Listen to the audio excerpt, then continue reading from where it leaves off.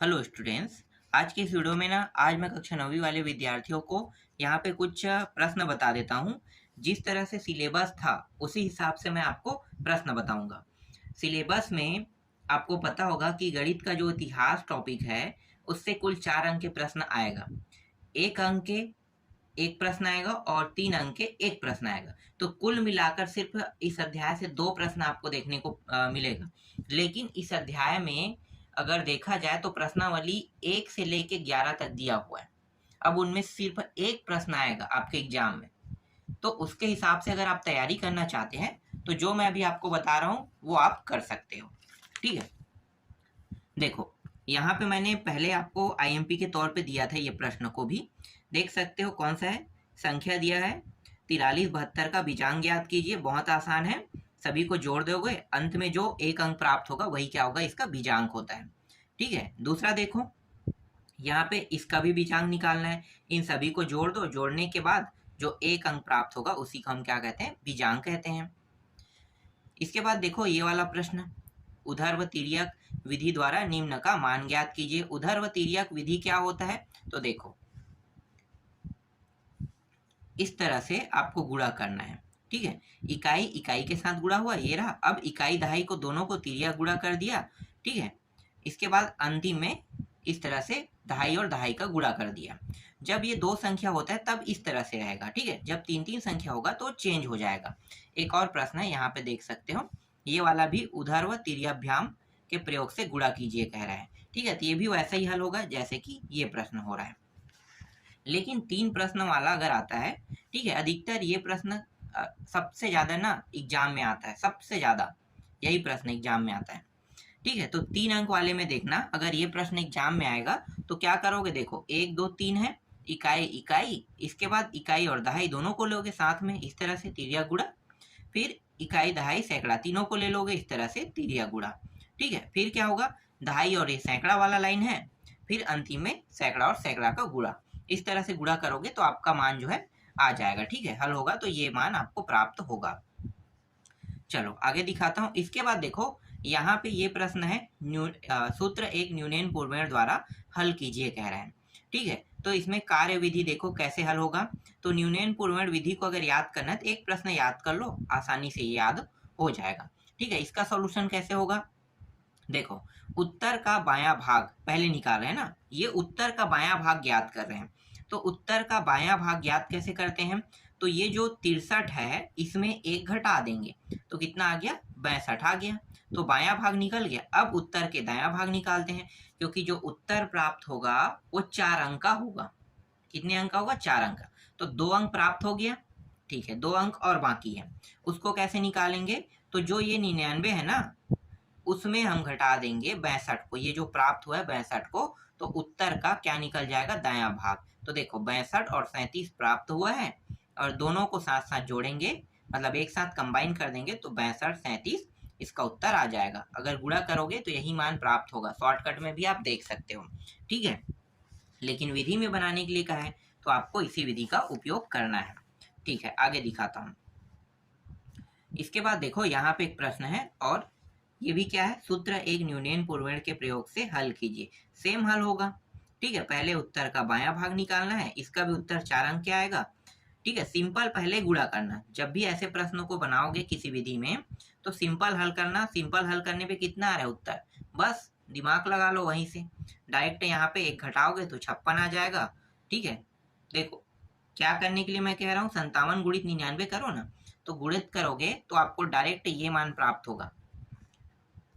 ठीक है, 56 43 प्राप्त होगा। अब आपको पता है कि 56 43 आएगा, तो आपको 56 43 कैसे लाना है? इस तरह से लिखना है, उत्तर का बायां भाग 57 में एक घटा दोगे तो 56 आ गया, आगे यहाँ पे उत्तर का बायां भाग।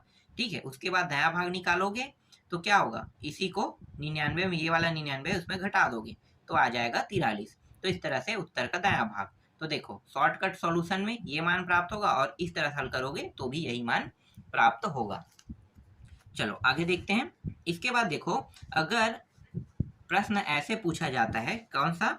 देखो एकाधिकरण पूर्वेण विधि का अगर उपयोग करने के लिए बात करते हैं ना, तब उत्तर कैसे निकालोगे? विधि बस को याद करना है आपको, ज्यादा कुछ इसमें दिक्कत नहीं है।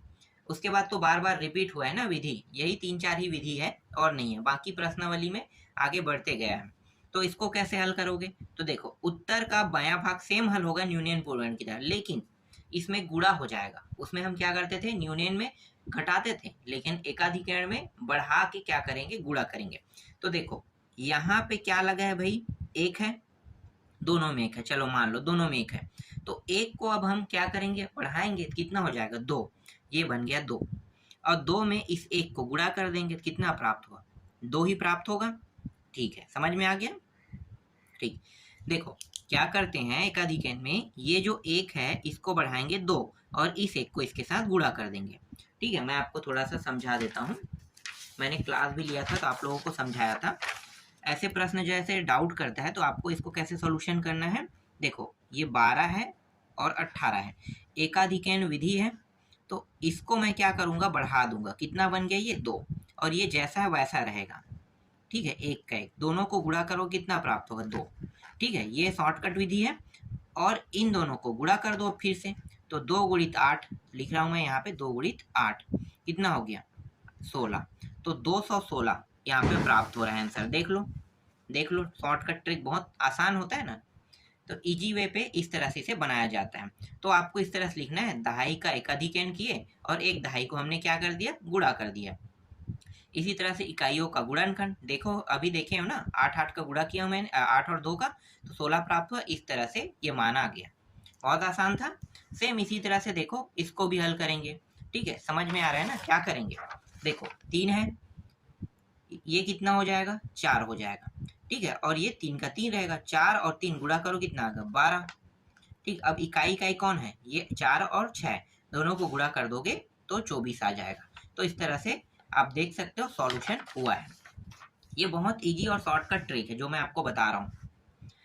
इसके बाद देखो यहाँ पे है निखलम विधि, ये अलग विधि है ना, निखलम विधि।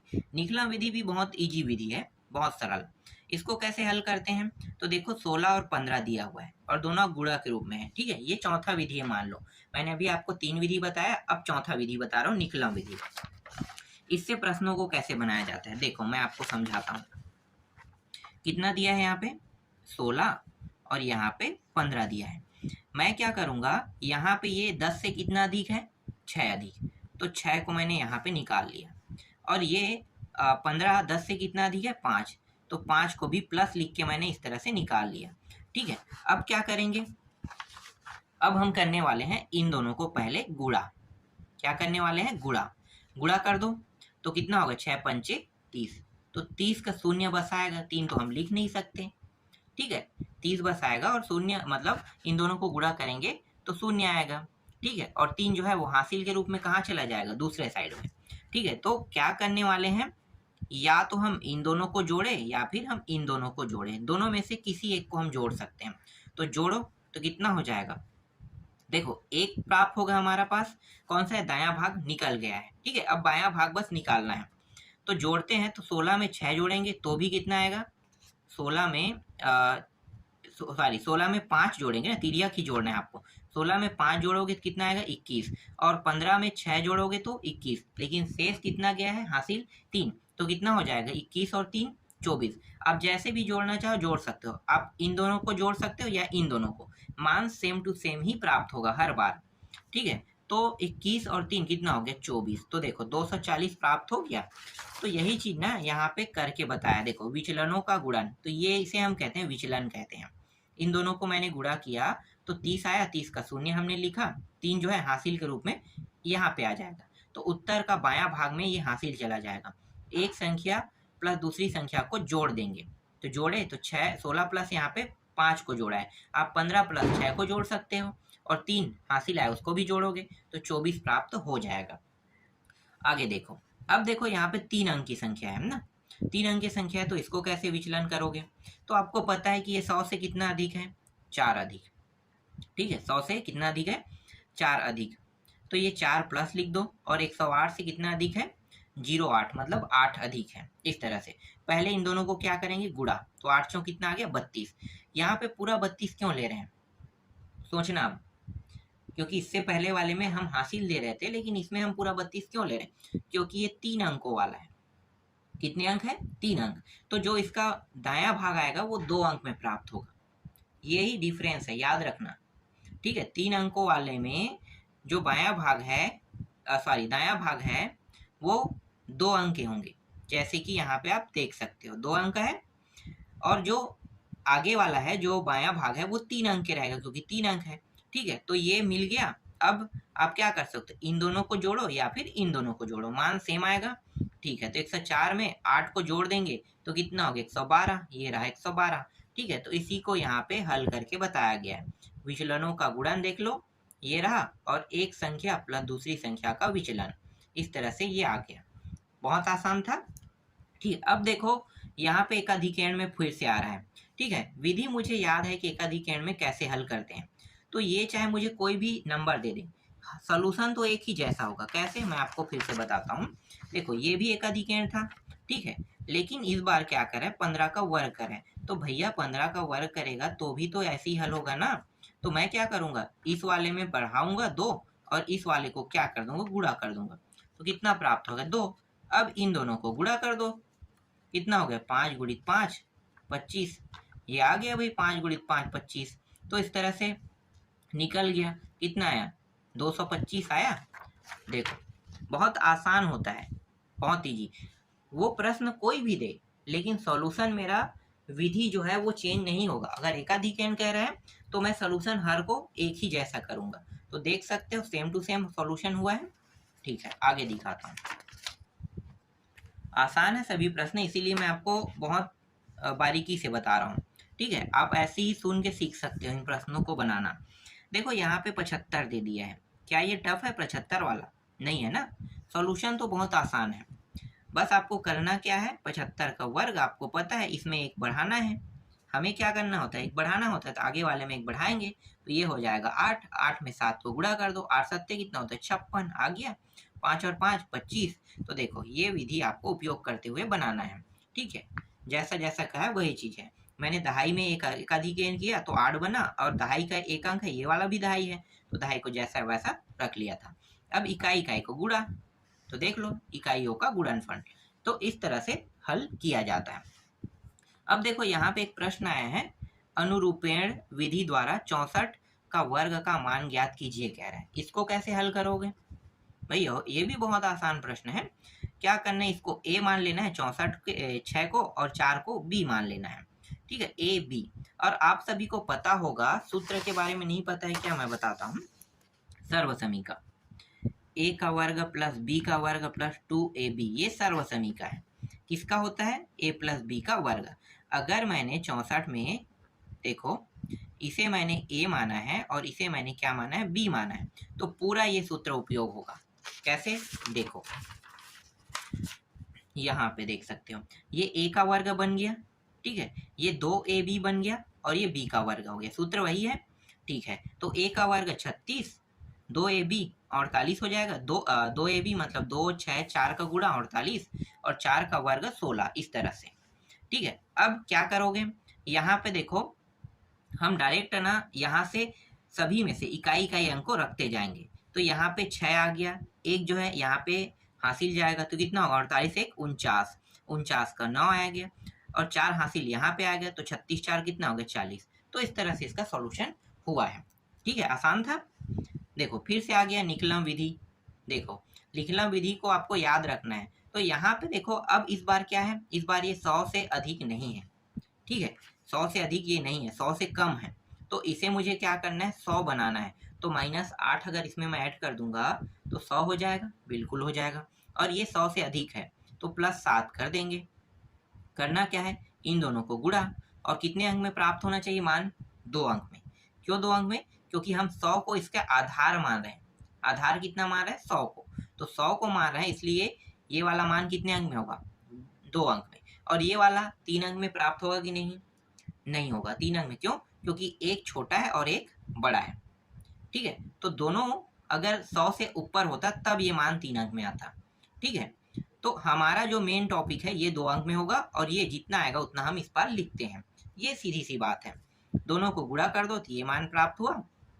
अब चाहे इसको जोड़ो चाहे इसको घटाओ, जैसा भी करोगे 99 ही आएगा। बस आपको यही करना है। फिर देखो बार बार रिपीट हो रहा है प्रश्न, एकाधिक n से 104 6, ये प्रश्न कैसे बनेगा आपको पता है, ठीक है। एक बढ़ाते हैं तो दहाई वाला अंक क्या है, ये 10 है ना, और ये 10 है, तो 10 में क्या हो जाएगा 11, 11 गुणित 10, फिर इकाई इकाई का गुणा, सेम ट्रिक है, ठीक है। एकाधिकरण आपको समझ में आ गया। उत्तर की जांच यहाँ पे दिया हुआ है, ये ना जांच जो है मेरे ट्रिक से करना, ठीक है। मैंने जो आप लोगों को बताया उसी विधि से उत्तर की जांच करना, तो सबसे आसान रहेगा। ये वाला जो है ना आपको थोड़ा सा टफ लगेगा। देखो मैं आपको बता देता हूँ मैंने क्या बताया था आप लोगों को। ये इस तरह से फॉर्म रहता है, ठीक है। यहाँ पे क्या होता है, यहाँ पे हम बायां भाग का करते हैं, बायां भाग, ठीक है, ऐसे ही मैं बता रहा हूँ, और यहाँ पे हम दायां भाग।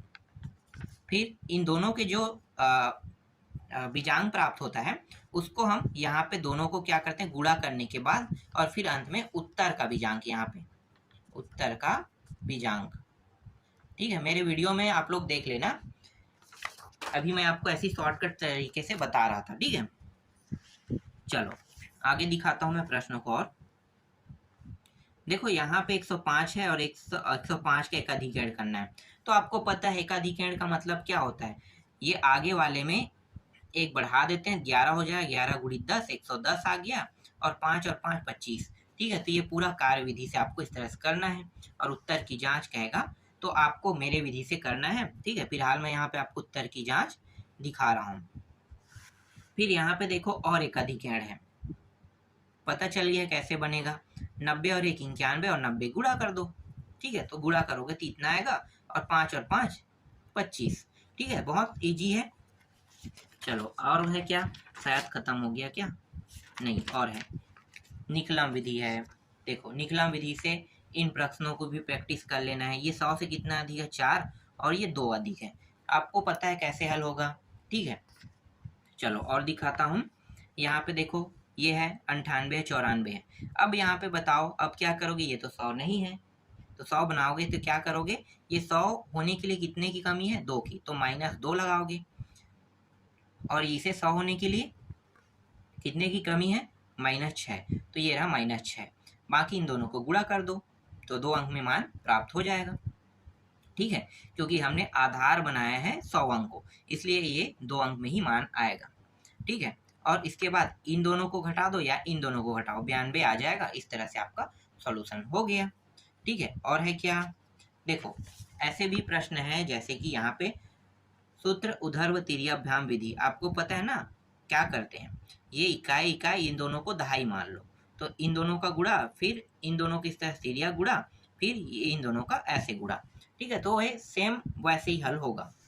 इसके बाद देखो निकलम विधि का और प्रश्न दिया हुआ है, ये वाला, ये भी वैसे ही हल होगा, ठीक है। इसके बाद यहाँ पे देखो, यहाँ पे एक प्रश्न और है, यह वैदिक सूत्र 106 का वर्ग ज्ञात कीजिए कह रहे हैं, तो ये वर्ग ज्ञात करने वाला है, तो आप देख सकते हो क्या करोगे भाई, 106 वाला है तो ये 6 और 6 यहाँ पे गुणा हो गया, और यहाँ पे 106 है, ठीक है। 106 में ये जो 6 है इसको जोड़ दोगे तो इतना आ जाएगा, ठीक है। ये ओरिजिनल सॉल्यूशन नहीं है, इसका सॉल्यूशन जो है आपको 1.8 या 1.9 में कुछ प्रश्न दिया है, 8 है शायद, तो 8 में जो दिया है ना उसी के तरीके से आपको सॉल्व करना है, या 9 का है मुझे क्लियर नहीं पता चल रहा है, ठीक है। आप लोग देख लेना उस अध्याय को। तो अभी जो मैं बता रहा हूँ इन सभी प्रश्नों को आपको अच्छे से प्रैक्टिस करना है, अगर समझ में आ गया होगा तो आपको ज़्यादा दिक्कत नहीं है।